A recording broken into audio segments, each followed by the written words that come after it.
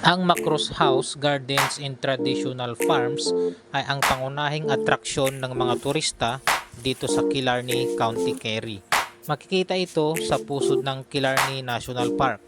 Kilala ang Macros sa buong mundo dahil sa napakaganda nitong kapaligiran at atraksyong pangkultural, kabilang ang mismong kahangahangang bahay, mga craft workshop, garden restaurant at 1920s style na working farm.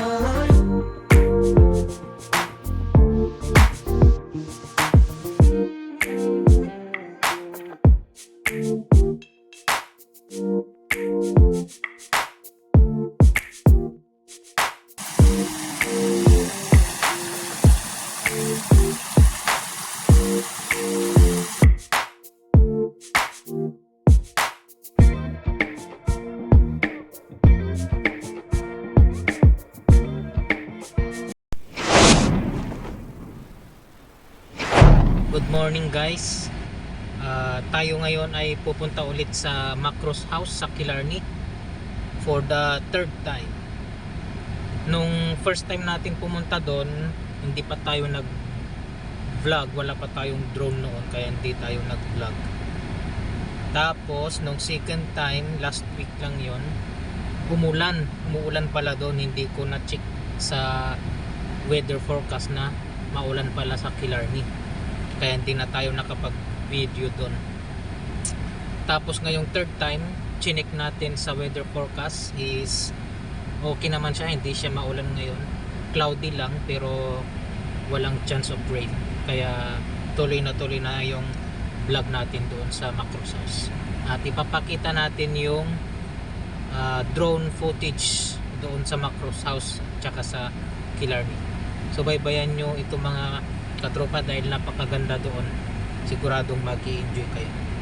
Alright, let's go! Tayo ngayon ay babiyahe mga katropa ng 82 kilometers o halos 1 hour and 10 minutes na biyahe papunta sa Macros House mula dito sa Bishop Town.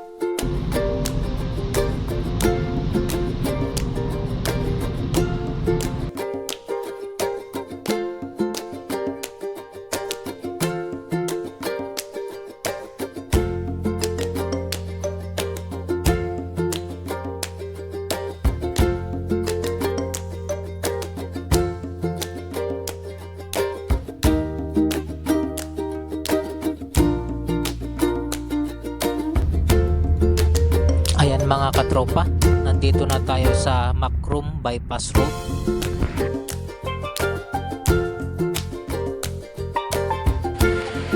Ang Macroom Bypass Road ay isa sa mga most scenic road dito sa Western Fork Island. Ito ay may habang 22 kilometers at sinimulan ang construction nito noong January 2020.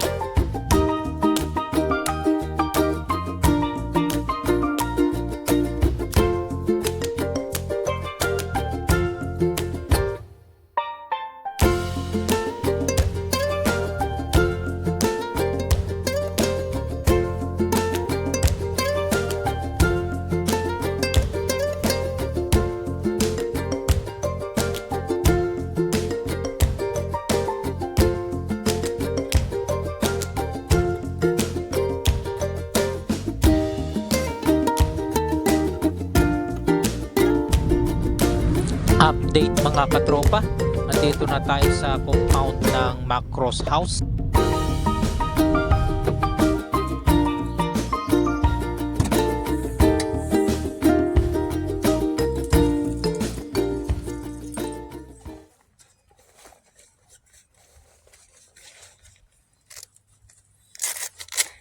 masyadong malamig ngayon mga katropa, kaya magja-jacket tayo. Yan.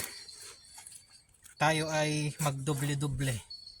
Meron na akong yan, 3 layer na yun. 1, 2, 3. Tapos pang-4 na ito. Malamig kasi.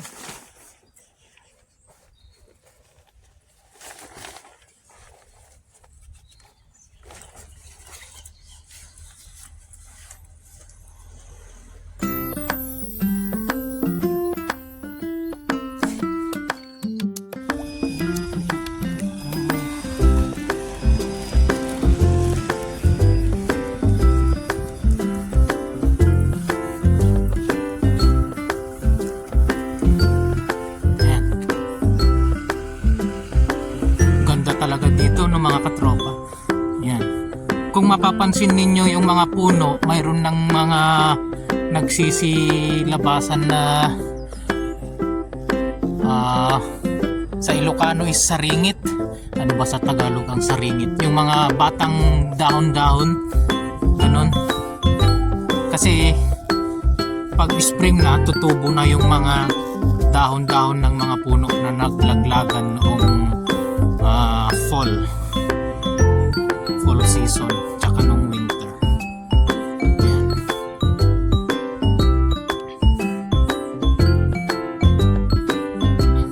Ito yung Macros Craft Center Garden Restaurant nila mga katropa. Ayan. Dito ninyo mabibili yung mga souvenir tsaka mga pang outdoor na jackets, mga sapatos, ganyan.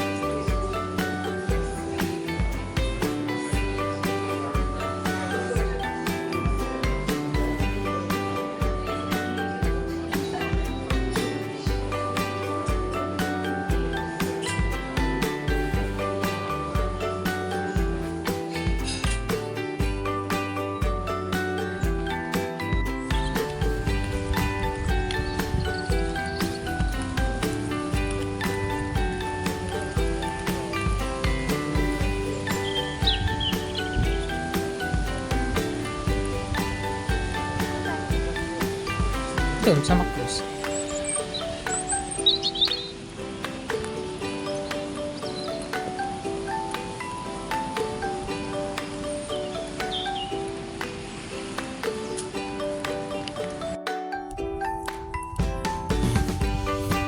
Ayan na yung Macros house mga katropa na nakikita natin dyan sa harapan.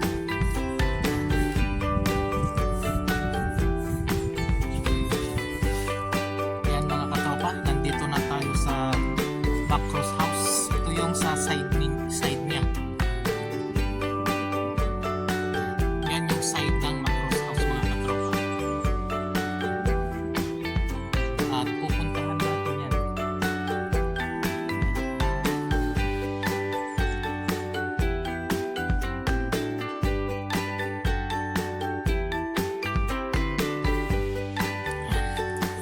lakad tayo dito.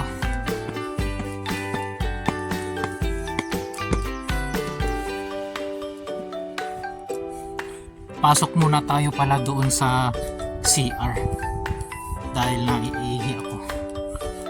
Ipapakita ko na rin sa inyo yung toilet nila dito sa Macros House mga katropa. Napakalinis, ganda. Premium na premium yung CR nila. Tsaka libre yan, walang bayad. Babae tsaka lalaki. May pang PWD din na toilet. Yan. Ito yung sa male.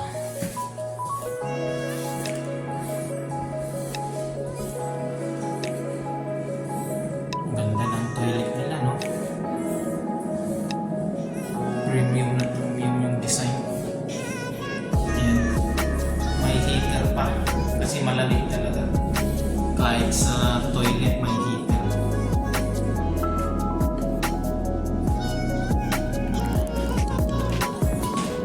Yan yung gamit nating gimbal mga katropa.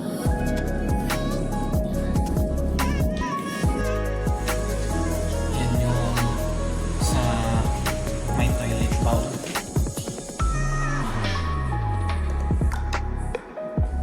Ganda, no? Malinis pa.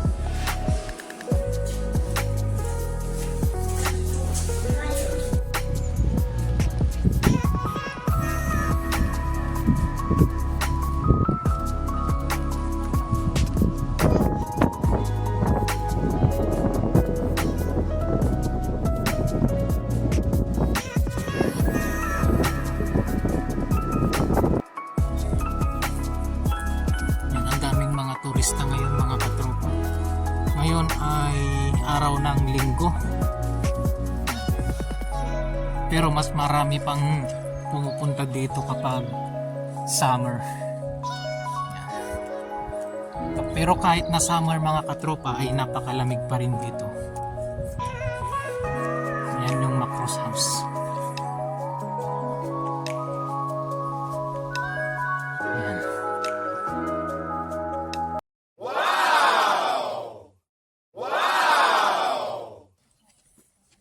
Yan yung Macros House mga katropa.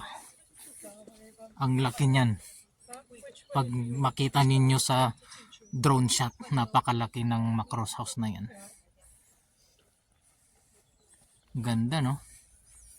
Hindi pa siya open for public doon sa loob. Pero nung summer daw, nag-open yan. Pwede kang pumasok sa loob ng Macros House.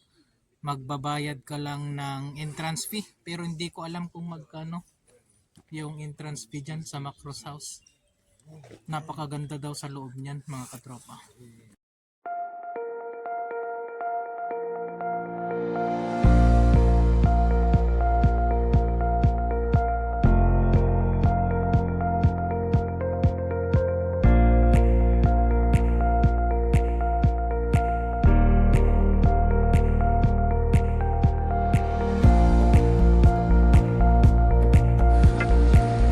Ang Macros House ay matatagpuan sa maliit na Macros Peninsula sa pagitan ng dalawang lake ng Killarney na Macros Lake at Lough Lane.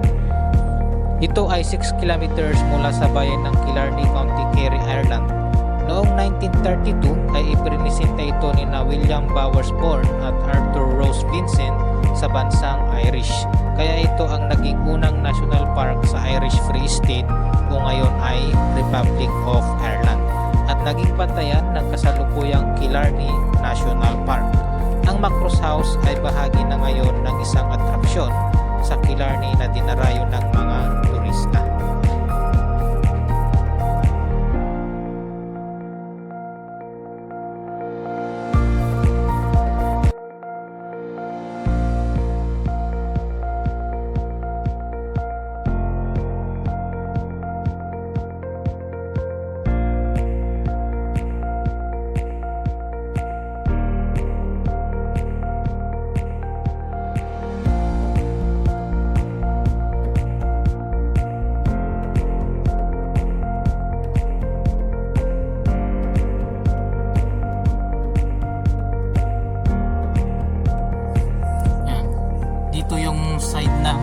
House mga katropa.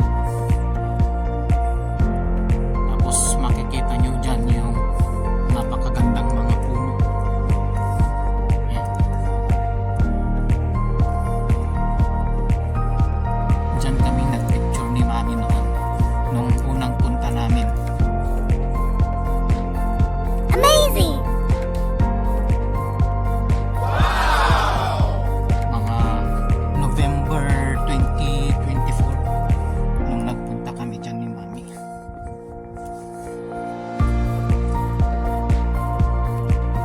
Yan yung puno na pinagpicturean namin ni Mami noon. Ang ganda. Kasi yun yung Macross House. Yung side ng Macross House. Amazing!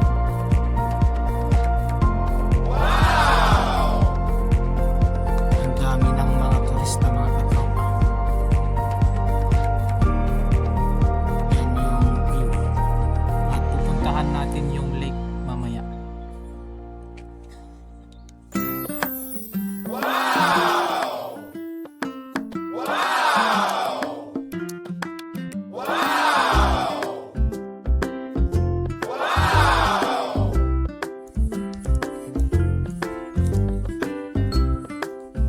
Ganda talaga dito, no? Oh.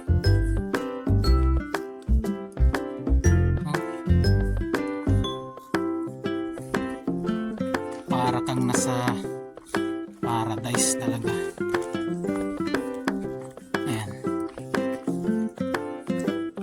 Para kang nasa paradise. Napakaganda.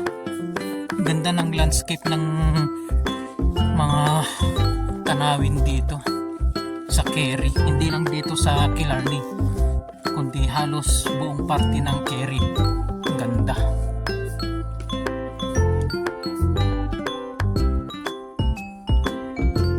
Ayan. Ganda ng tanawin.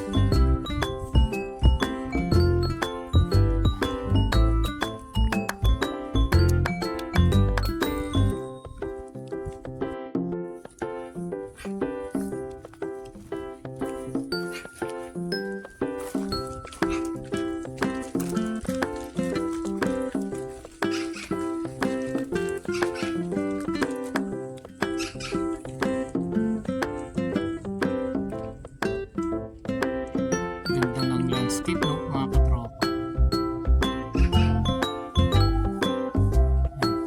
May picture si Mami dyan noon nung unang punta namin nung November 2024, last year lang, 3 months ago. Ganda.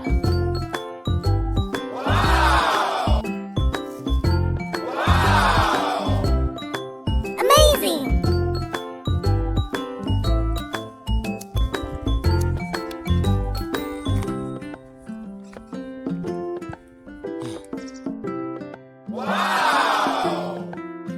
Amazing!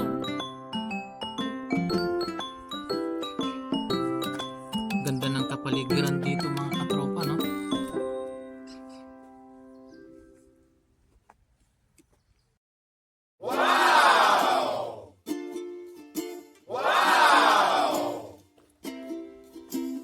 Ganda talaga. Wala akong masabi, napakaganda ng landscape dito. Ang Macross House mga katropa ay karugtong ng Killarney National Forest Park. Ayan. Libutin natin tong compound ng Macross House mga katropa. Pero hindi natin kayang libutin ito hanggang sa Killarney National Forest Park ng kahit 5 oras na naglalakad. Hindi kaya kasi malawak siya mga katropa.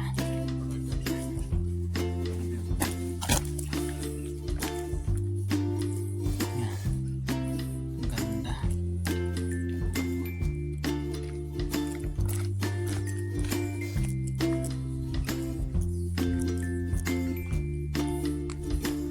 Ganda talaga dito. Napakalamig mga katropa. Bali ang temperature ngayon ay nasa 2 degrees 2 degrees Celsius, kaya napakalamig. Kita nyo naman yung suot ko kanina, 4 na layers na puro mga 3 long sleeve mga tapos isang makapal na jacket. Ganun kalamig, pero nilalamig pa rin ako. 2 degrees.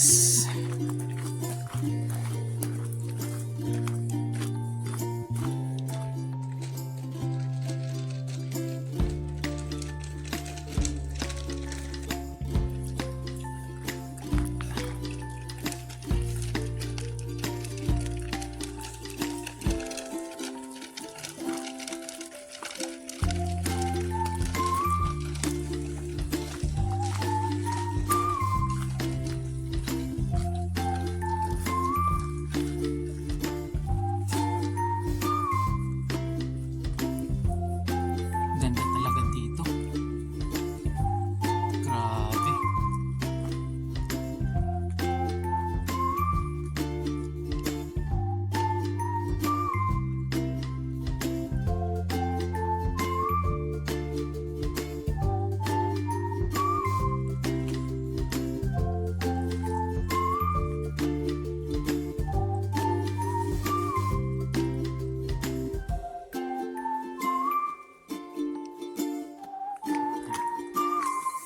Grabing ganda.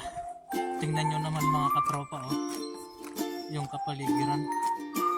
Oh. Grabing ganda.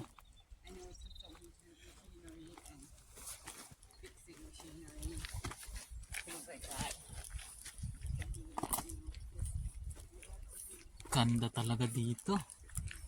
Grabe.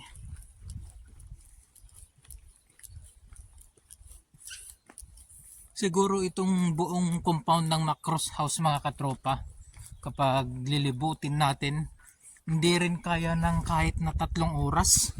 Kasi malawak siya. Tsaka may mga ganyan pa o napupuntahan. Papasok ka sa loob. Tara, try natin pasukin mga katropa. Tingnan natin kung ano yung nasa loob.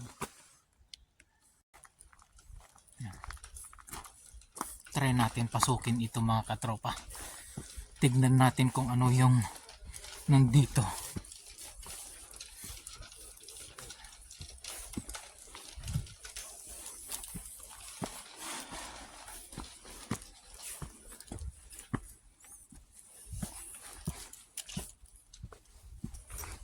Oh.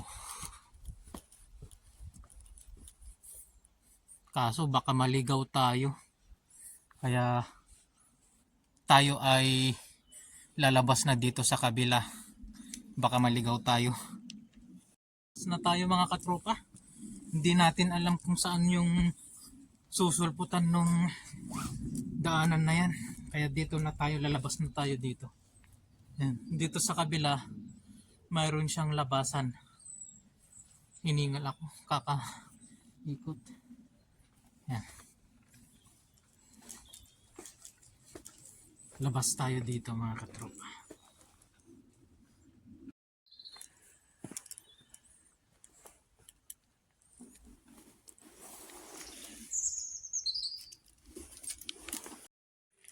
Yan.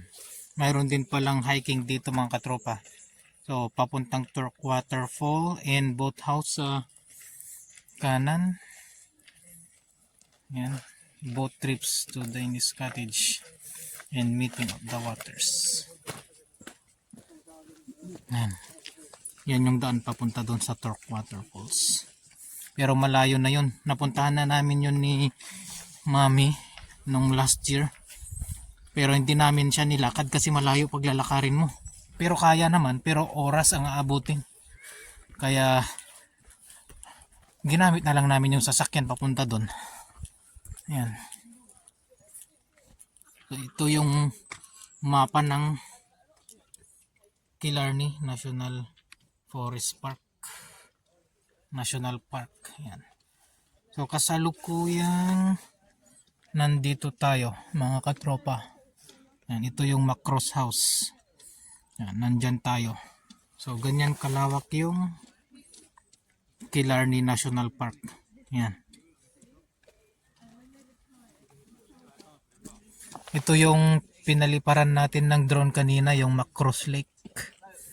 Yan. Macross House. Yan. Torque Waterfalls. Yan. Ito yung Ladies View. Yung Ladies View pala karugtong din ng Killarney National Park. Galing na rin tayo dito noon sa Ladies View nung last year. Ito yung Torque Waterfall. Yan. So kung titingnan mo dito sa mapa, mula dito sa Macross House papuntang Torque Waterfall, parang malapit lang. Pero pag lalakarin mo, baka abutin din ng oras.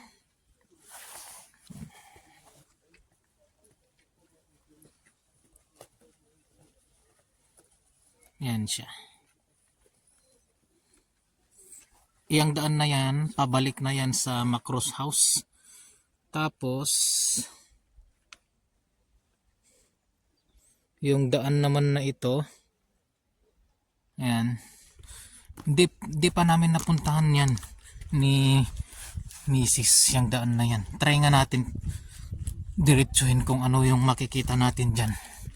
Ang daming mga turista, mga katropa, no? Ayan, no? Ayan. Yan naman yung Macross Lake. Ayan. Diyan tayo nagpalipad ng drone kanina. Mayroon na tayong drone footage dyan. Ayan.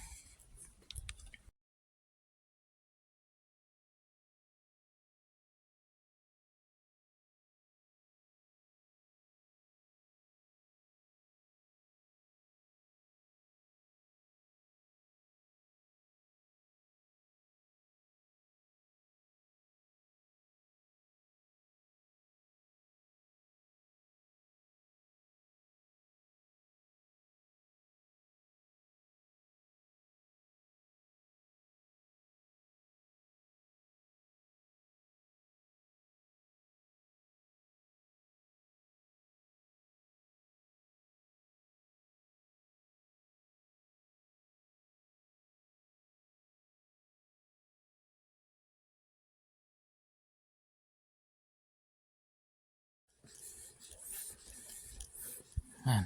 So malawak pa talaga to. Talagang itong compound ng Macross House pa lang hindi na kaya ng 2 oras, 3 oras pag talagang lilibutin mo hanggang sa mga iski-iskinita. Yung kagaya ng pinakita ko kanina. Ayan. Torque Waterfalls. Ito yung daan papuntang Torque Waterfall pag mag-hiking ka. Yan. Pero hindi ko lang alam kung ilang oras or minuto ang gugugulin para makapunta sa Torque Waterfalls pag mag-hiking. Yan yung daan. Ang ginawa natin kasi noong last year ay ginamit natin yung sasakyan. Yan. Laking puno din nito, oh. Tingnan nga natin ito. Old Boathouse Nature Trail. Ayan. Parang may kalesa. Ayan. Sa Killarney National Park, mga katropa, nung nagpunta kami ni Mrs., pwede kang sumakay ng kalesa para libutin yung National Park. Yun nga lang, ang mahal ng renta nila, ng singil nila. Nasa 60 euro. 1 oras lang. Kaya hindi na namin tinuloy na sumakay ng kalesa. Naglakad na lang kami ni Mrs. Pero hindi namin nalibot lahat. Yung buong Forest Park.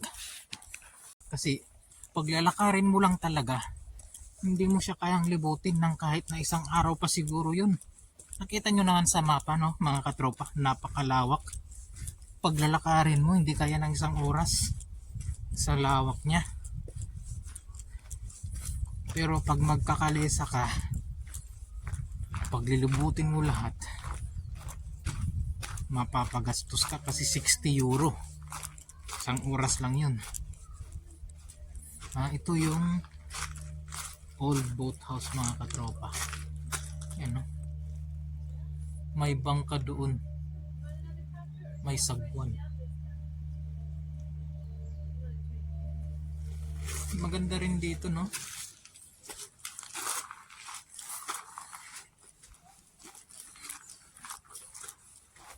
Ganda talaga dito. Kahit nababalik-balikan mo ito mga katropa, hindi ka magsasawa sa sobrang ganda ng tanawin. Nakaka-amaze talaga. Pumunta dito mga katropa. Hindi pa natin na puntahan dito sa sulok-sulok eh. Yan. Tingnan natin kung saan ang labasan nito. Pag sa Pilipinas, pag dadaan ka sa mga ganito, parang nakakatakot, no? Pero pag dito sa Ireland, hindi ka matatakot kasi walang mga wild animals dito. Walang ahas, walang mga poisonous na insekto, kagaya ng mga yung spider na poisonous, mga scorpion, mga ganon. Wala daw, walang mga poisonous animals dito or poisonous snakes kakusana, tsaka mga wild animals na nakakatakot. Kaya maganda rin mag-camping dito mga katropa. Tingnan nyo naman yung view. Oh, ganda.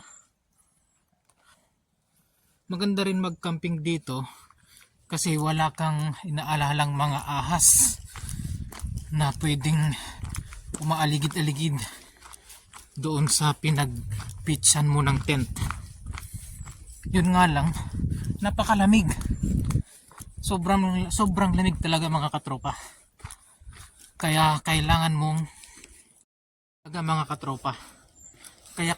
mong mag-invest talaga ng mga mamahaling mga camping gears kapag magka-camp ka dito, magka-camping ka. Try nga natin puntahan dito. Yan. Yan yung Macross Lake. Yan. Grabe, ang ganda talaga dito.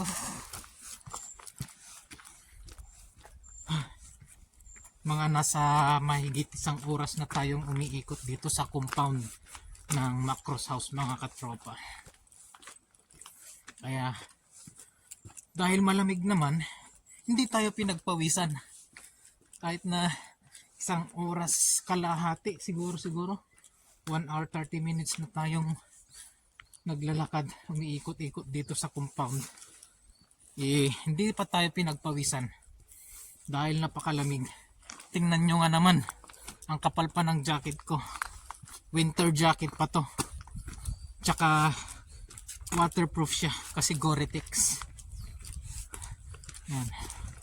Just in case na umambon, hindi tayo mababasa hanggang sa loob. Kasi Gore-Tex to. Yan. Ganda.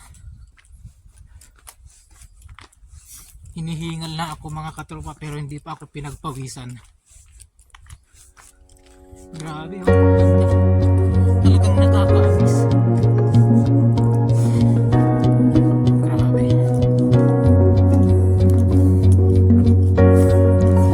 Hindi ko alam mga katropa kung saan yung lalabasan ng trail na ito. Hindi ko alam kung didiretso ito doon sa Macross House, pero parang hindi kasi dyan sa bandang kanan natin is yung lake. So hindi ito pupunta sa Macross House kasi kailangan mo pa tatawid ng lake. Pero ang ganda, oh. Grabe.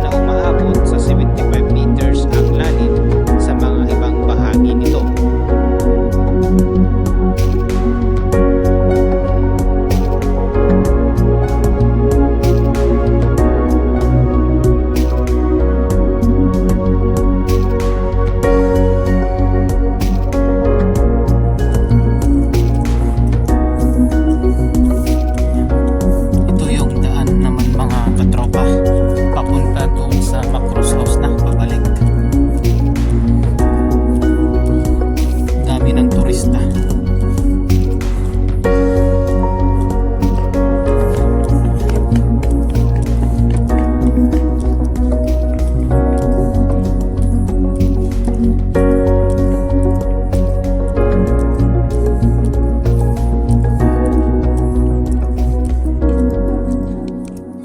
Ito yung lake na mga katropa o yung paliparan natin ng drone kanina. Ganda, no? Yan. Daming mga turista.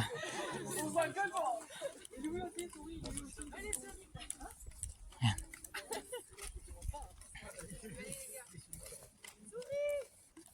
Ayun naman yung Macros House. Yan.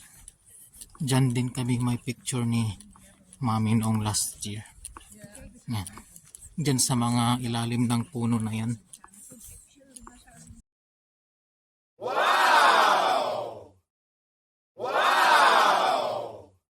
Amazing! Amazing! Mas maganda pa tignan yan kapag sumibol na yung mga dahon-dahon niya.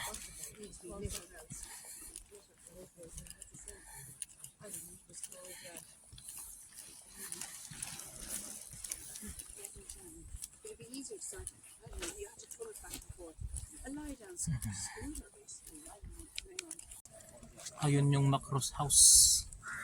Yan. Ang dami pa ring mga turista na nagpupunta kahit na alas 2 na.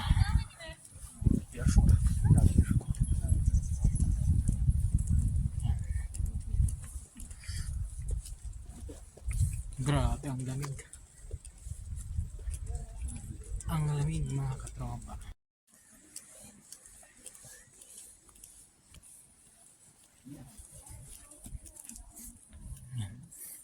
Yan yung CR. Papunta sa CR nila mga katropa. Yan. Part pa rin yan ng Macros House. Yan. Tayo ngayon ay pabalik na doon sa parking area. Pero makikita nyo naman ang dami pa rin mga turistang pumupunta dito. Yan. Ang oras natin ay mag-aalas 2 na ng hapon pero walang init. Hindi ko nakita ang haring araw sa buong araw na ito. Makulimlim. Pero mas okay na ito, makulimlim kisa sa umaambon. Ayan.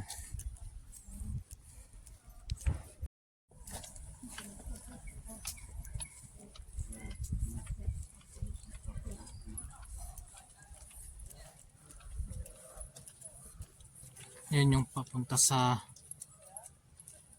Macros Cafe. Yan.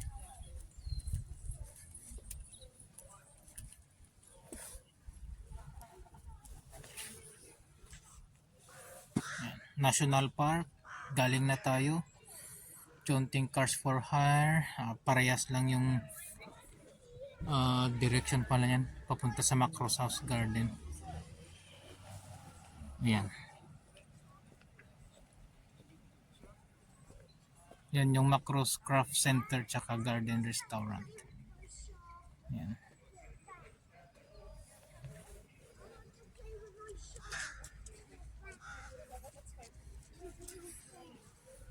Ayan. Papunta na tayo mga katropa sa parking area. Ayan. Ang daming mga sasakyan, no? Pag weekend talaga, daming turistang pumupunta dito.